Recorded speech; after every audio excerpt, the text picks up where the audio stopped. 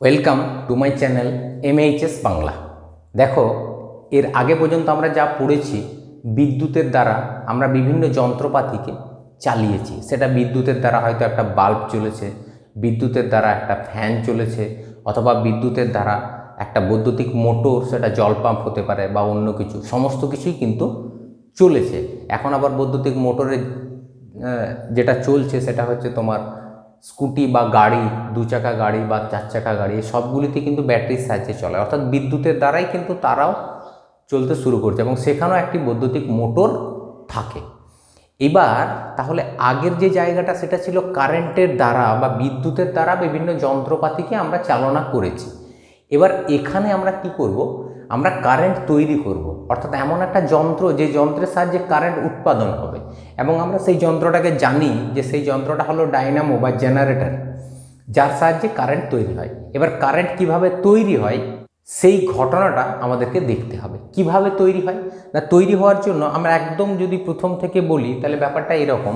দেখো, এখানে লেখা আছে তড়িৎ চুম্বকীয় আবেশ। আমি ঘটনাটা পরে বলছি, তার আগে যে জায়গাটা দরকার সেটা হচ্ছে যে এটা একটা চুম্বক এবং এটা একটা কুণ্ডলী, অর্থাৎ তারের কুণ্ডলী।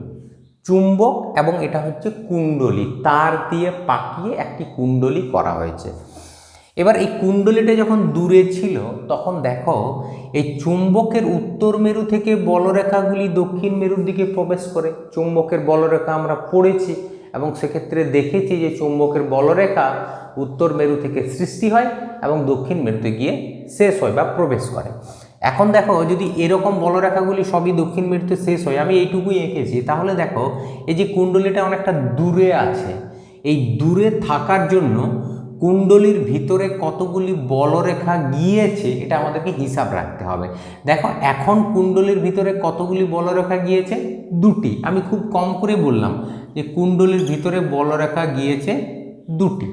তাহলে কুণ্ডলীর ভিতরে যদি দুটি বলরেখা যায়, যখন কুণ্ডলীটা দূরে ছিল, এবার কুণ্ডলীটাকে যদি সামনে নিয়ে আসি তাহলে সেক্ষেত্রে কি হলো, কুণ্ডলীটা সামনে নিয়ে এলে দেখো কতগুলি বলরেখা গিয়েছে এর ভিতর দিয়ে, কুণ্ডলীর ভিতর দিয়ে 1 2 3, এই তিনটে গিয়েছে। নিচের দিকের 1 2 3, এই তিনটেও গিয়েছে।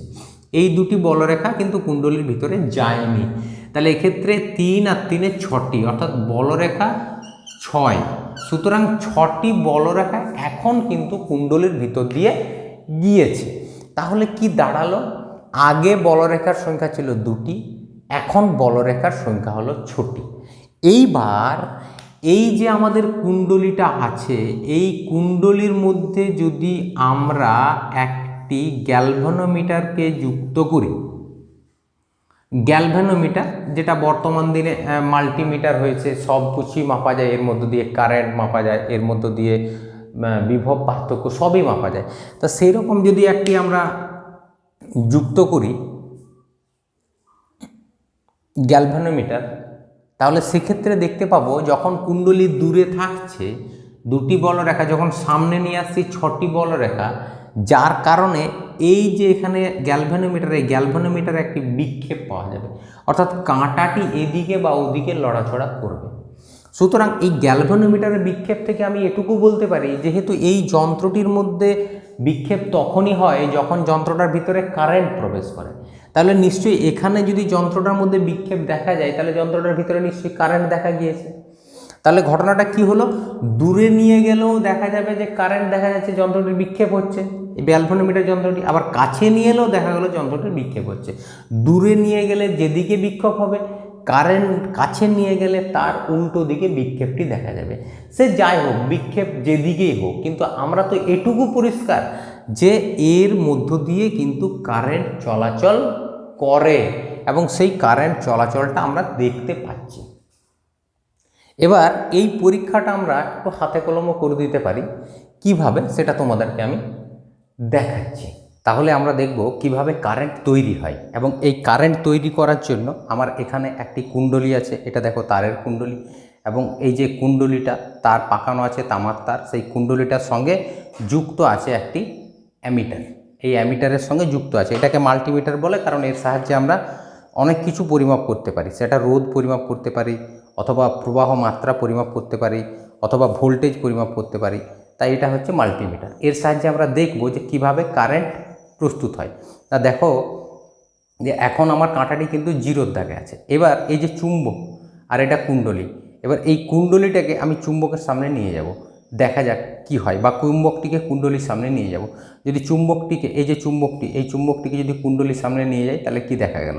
দেখো আমি প্রথমে এটা লিখছি, এটা হচ্ছে উত্তর মেরু, নর্থ মেরু, এটা হচ্ছে উত্তর মেরু। এই উত্তর মেরুকে আমি যখন কুণ্ডলীর সামনে নিয়ে যাব অথবা দূরে নিয়ে যাব তখন দেখো কারেন্ট পাওয়া যায় কিনা। আমি এই সামনে নিয়ে যাচ্ছি, দেখো সামনে নিয়ে গেলাম, বিক্ষেপ হলো, দূরে নিয়ে আসছি, বিক্ষেপ হলো। এবার একটু আমি দক্ষিণ মেরুটা দিয়ে দেখিয়ে দিই। দেখো দক্ষিণ মেরুটাকে যদি আমি সামনে নিয়ে যাই কুণ্ডলীর সামনে, কি দেখা গেল, সামনে নিয়ে যাচ্ছি, দূরে নিয়ে আসছি, সামনে নিয়ে যাচ্ছি, দূরে নিয়ে আসছি, সামনে নিয়ে যাচ্ছি, দূরে নিয়ে আসছি। এই যে কুণ্ডলীটা, এর সামনে নিয়ে যাচ্ছি, দূরে নিয়ে যাচ্ছি, এই সামনে নিয়ে গেলাম, দূরে নিয়ে এলাম, কারেন্ট পাওয়া গেল। সুতরাং এইভাবেই কিন্তু কারেন্ট তৈরি হয়, যেটা আমরা এখন পড়াচ্ছি তড়িৎ চুম্বকীয় আবেশ। সুতরাং আমরা দেখলাম যে কুণ্ডলী এবং চুম্বক এই দুটিকে যদি কাছে বা দূরে নিয়ে যাওয়া হয়, যেটাকে হয় কুণ্ডলীকে দূরে নিয়ে যাব বা চুম্বককে দূরে নিয়ে যাব, কিছু একটা কুণ্ডলী আর চুম্বকের ভিতরে কোনো একটিকে গতিশীল করতে হবে, হয় কুণ্ডলীকে কাছে দূরে নিয়ে যেতে হবে, না হলে চুম্বককে কাছে দূরে নিয়ে যেতে হবে। অর্থাৎ দুজনকার ভিতরে যদি একটি আপেক্ষিক গতি থাকে, কোনো একটি যদি নড়াচড়া করে, তাহলে সেক্ষেত্রে আমরা দেখব যে কুণ্ডলীর ভিতরে কিন্তু একটি কারেন্ট পাওয়া যায়। ওকে, এটাই হচ্ছে তড়িৎচুম্বকীয় আবেশ। কাকে বলে তড়িৎচুম্বকীয় আবেশ? না, কোনো একটা বদ্ধ কুণ্ডলী, দেখো এই কুণ্ডলীটা বদ্ধ কুণ্ডলী, গ্যালভানোমিটার লাগানো আছে, এটাতেও গ্যালভানোমিটার লাগানো আছে, এটা হচ্ছে বদ্ধ কুণ্ডলী। তাহলে কোনো বদ্ধ কুণ্ডলীর মধ্য দিয়ে বা কোনো বদ্ধ কুণ্ডলীর সঙ্গে জড়িত যদি চৌম্বক প্রবাহের পরিবর্তন করা হয়, চৌম্বক প্রবাহের পরিবর্তন মানে কি? চৌম্বক প্রবাহ মানে হচ্ছে বলরেখার সংখ্যা। তাহলে দেখো এই ক্ষেত্রে বলরেখার সংখ্যার কি হয়েছে? পরিবর্তন হয়েছে। আগে ছিল 2টি, এখন হচ্ছে 6টি। তাহলে পরিবর্তন কটা হলো বলো তো? 4টির পরিবর্তন হয়েছে। আগে 2টি বলরেখা কুণ্ডলীর ভিতরে গিয়েছিল, এখন 6টি বলরেখা গিয়েছে। সুতরাং একটি পরিবর্তন হয়েছে। এবং কটির পরিবর্তন? 4টি। 4টি হোক, 5টি হোক বা 4 লক্ষ হোক, পরিবর্তন তো হয়েছে। এই পরিবর্তন যখনই হবে, অর্থাৎ বলরেখার সংখ্যার পরিবর্তন, যেটাকে আমরা ভালো কথায় বলি চৌম্বক প্রবাহের পরিবর্তন, এই চৌম্বক প্রবাহের যদি পরিবর্তন হয়, তাহলে সেক্ষেত্রে আমরা দেখব যে কুণ্ডলীর ভিতরে একটি তড়িৎ প্রবাহ পাওয়া যায়। ওকে, আবার বলছি, কোনো বদ্ধ কুণ্ডলী, দেখো এই কুণ্ডলীটা বদ্ধ গ্যালভানোমিটার যুক্ত আছে, এই বদ্ধ কুণ্ডলীর সঙ্গে জড়িত চৌম্বক প্রবাহ অর্থাৎ বলরেখার সংখ্যার যদি পরিবর্তন হয়, তাহলে সেক্ষেত্রে কুণ্ডলীতে একটি তড়িৎ প্রবাহের সৃষ্টি হয়। এই ঘটনাটিকে বলা হয় তড়িৎ চুম্বকীয় আবেশ। ওকে।